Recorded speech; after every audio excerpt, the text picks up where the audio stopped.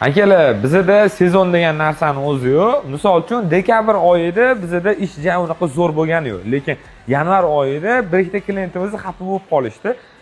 Mashinamni olib keldim. Qilib ber deydi, bizni qilib bera olmay qoldi. O'sha akalarimizni xafa bo'lmasligi uchun bu video qilinyapti. Akalar, dekabr oyiga qaraganda yanvar oyi sizlarda qanaqa o'tdi? Ya'ni bizani ko'p akalarimiz kuzatishadi, sizlarda savdo qanaqa bo'ldi? Bizda misol uchun yanvar oyi mashinaga bo'lyapti. 300 misol uchun vitsinni qorasidan uryapmiz. O'zi mashina qora, lekin kim qora emas. E'tibor bilan qaraydigan bo'lsangiz, uje vitsinni poliuretan plyonкасы вообще qora bo'libdi. Полный kuzib uramiz. Bu yoqda Range Rover Autobiography krugovoy tonirovka bo'lyapti. Vitsinni 210 mikronligi brum plyonкasidan uryapmiz.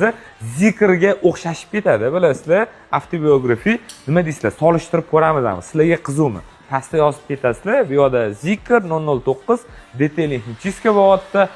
Bu yoqda uje 3 tilli. Buni aytib o'tdim. Полный kuzov Vitsin 210 mikronligi bo'lyapti. Bu yoqda ham 300 detailing himchiska bo'lyapti. Mashina tayyor egasini kutyapti. Akalar, bizda shunaqa gaplar. Joningiz sog' bo'lsin.